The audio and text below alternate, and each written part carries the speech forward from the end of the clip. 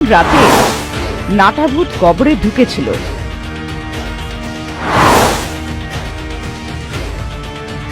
তামার পয়সাগুলো খাওয়ার সময় সমাধির মধ্যে একটা অস্থি পাঁজরের গলায় কিছু চকচক করতে দেখল। সেইটা কি এত চকচক করছে? ওটাকে নিয়ে সমাধির বাইরে এসে গেল। ও, এইটা একটা তাবিজের মতন। এমন বলে ওটা ধরে দেখার সময় সমাধির মধ্যে থেকে একটা অস্থি পাঁজর হামাগুড়ি দিয়ে বাইরে এলো। ওই কঙ্কালের পচে যাওয়া শরীর এসে বিকৃত রূপে বদলে নাটাভূতের কাছে যে চকচক করছিল মালাটা নিয়ে নিজের গলায় পড়ে এমন ভয়ঙ্কর রূপে চাচানোর সাথে সাথে নাটাভূত কালো কুকুরে বদলে গেল।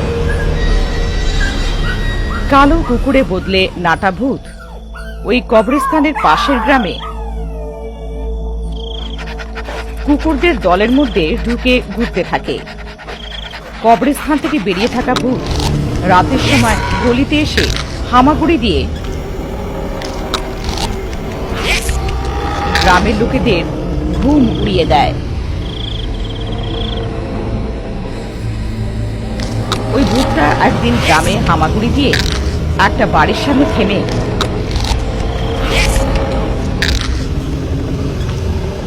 পেছনের একটা গাছ থেকে উল্টো ঝুলে ঘরের মধ্যে যা কিছু হচ্ছিল তা জানলা দিয়ে দেখছিল।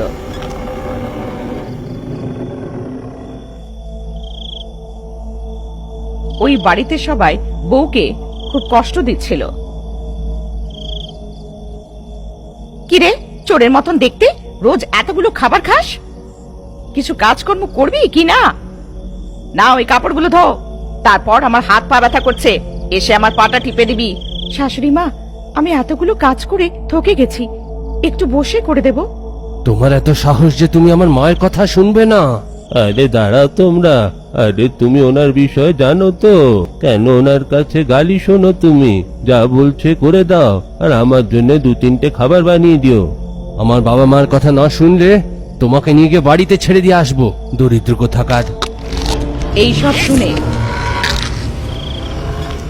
ভূতটা দরজা ভেঙে ঘরে ঢুকে শাশুড়ি শ্বশুর আর বরকে ঘুরিয়ে ঘুরিয়ে পিটিয়ে পিটিয়ে আধ মরা করে দেয় আর চলে যায়।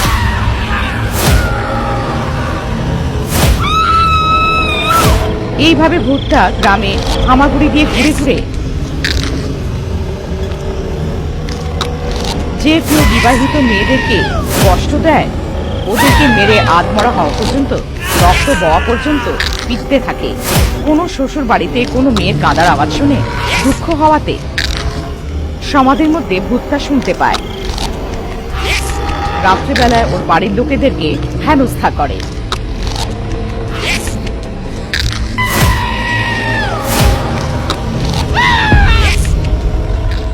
একটা সকালে সব গ্রামবাসীরা গ্রাম প্রধানের বাড়ি গিয়ে দিন প্রতিদিন সেই ভূতের আতঙ্ক বেড়েই চলেছে, জানা নেই কার ঘরের সামনে দাঁড়িয়ে কাকে মেরে ফেলবে। আমরা তো ভয়তে থাকতে পারছি না। সেই ভূতকে দেখলে তো আমাদের প্রাণই বের হয়ে যায় সাহেব, আমাদের নিজেদের রক্ষা করতেই হবে। ওই ভূতকে শিক্ষা দেওয়ার মতন শুধু একজন, মন্ত্র কাকি। রাজু, শিগগিরই গিয়ে মন্ত্র কাকিকে নিয়ে আয় এখানে। এমন বলতেই রাজু মহুয়াতে গিয়ে মন্ত্রজানা কাকিকে নিজের সাথে গাড়ি করে নিয়ে আসে। অন্ধকার হওয়ার পরে ওই ভূতটাকে বন্দি বানানোর জন্য গ্রামের মাঝখানে বেতাল আলপনা বানিয়ে গাবরা জামান গাবরা জামান জো গাবরা জামান গাবরা জামান জো মন্ত্র জাপ করছিল, কিন্তু মন্ত্রজানা কাকির মন্ত্রের সামনে ভূত ঝুঁকল না। আমার শক্তির সামনেও ভূতটা ঝুঁকছে না, এর মানে কোনো শক্তি এমন হবে যেটা ওই ভূতে রক্ষা করছে। আমি আজ রাত যেভাবে হোক এটাকে বন্দি বানাবো, আমার কথা দিলাম। নাটাভূত ভুলে গেছে যে সে কে।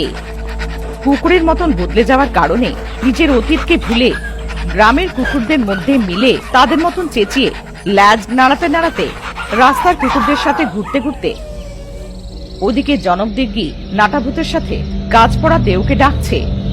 নাটা ভূত, যেখানে আছো আমার সামনে আসো, সঙ্গে সঙ্গে আসো। জনকদিগ্গি অনেক ডাকার পরেও নাটাভূত যখন আসলো না, এর মানেটা কি? নাটা ভূত এতক্ষণ অব্দি আসলো না? কি হয়ে গেছে নাটা ভূতের?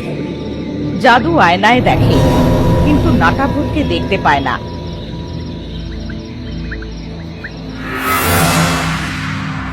জনকদিগ্গি মন্ত্রজানা কাকির কাছে গিয়ে যা কিছু হয়েছিল সব বলে। গ্রাম প্রধানের কাছে মন্ত্রজানা কাকি কালো তিলের তেল আনায়। ওইখানে সে দেখে, তাও নাটাভূতের কোনো চিহ্ন পাওয়া যায় না। লোকি, যেখানেই আছো আমার সামনে এসো।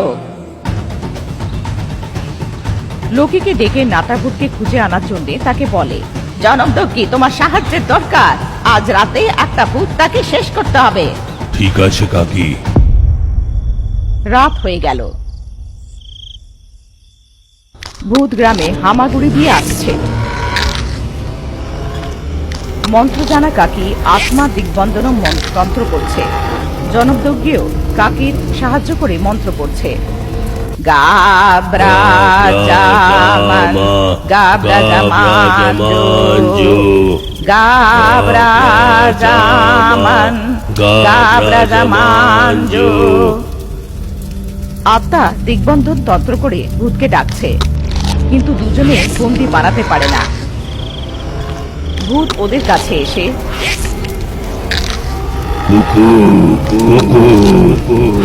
এমন বলতেই কালো তৈলটা জনকদিগ্গি আর মন্ত্রজানা কাকির কাছে এসে দাঁড়ায়। দুজনে কুকুর হয়ে যায়, কিন্তু এক মুহূর্তে ওরা নিজের বেতাল শক্তির জন্য আবার সামান্য রূপে এসে যায়। এইভাবে প্রত্যেকবার ভূত যতবার কুকুর বলে, কুকুরে বদলে বেতাল শক্তির কারণে আবার থেকে নিজেদের রূপে এসে যায়। এরই মধ্যে লোকি বিদ্যুতের গতিতে এসে ভূতের গলার মালাটা ছিঁড়ে দেয়। সাথে সাথে ভূত নিজের শক্তি খুইয়ে দেয়। জনকদিগ্গি আর মন্ত্রজানা কাকি ভূতকে বন্দি করে নেয়। এই হাতটার জন্যই আমরা ভূতকে বন্দি বানাতে পারছিলাম না। লোকি, নাটা ভূতের কিছু খোঁজ পেলে? না মা, খুব খুঁজলাম, তাকে আমি পেলাম না। আগে এই ভূতটার খবর নেই, তারপর নাটাকে খুঁজবো। এই বলে ভূতের উপরে চেঁচিয়ে, বলো তুমি কে?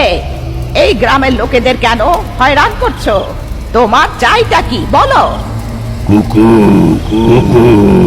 এ কি, এই ভূতটাও যা কিছু জিজ্ঞেস করো কুকুরই বলে? কাকি, আমাদের গ্রামে অনেক বছর আগে একটা বোবা মারা গেছিল। ওর মুখ থেকে কুকুর ছাড়া কিছুই বের হয় না। আমার সন্দেহ যে সে ওই। হতে পারে। ওর কবরটা কোথায়? আমাকে ওখানে নিয়ে চলো। মন্ত্রজানা কাকি, জনকদিগ্গি, লোকি আর গ্রামের সব লোকেরা মিলে কবরস্থানে কবরের কাছে যায়। কাকি, এইটাই তার কবর। পাশে তার বড় বোনের সমাধি আছে। ও, তাহলে এই আত্মাটা কেউ জাগাতে হবে। মন্ত্রজানা কাকি ভূতের কবরের কাছে বেতাল তন্ত্র করে। গাবরা জামান, গাবরা জামানজু, গাবরা জামান, গাবরা জামানজু। যেই মন্ত্র পড়া হলো, একটা স্ত্রী কবরের বাইরে বেরোলো। তুমি কে? বলো, তোমরা কে? তোমাদের গল্পটা কি? আমার নাম মীনাক্ষী। আমার ছোট ভাইয়ের নাম বীরেন্দ্র। আমি জন্ম থেকে বোবা।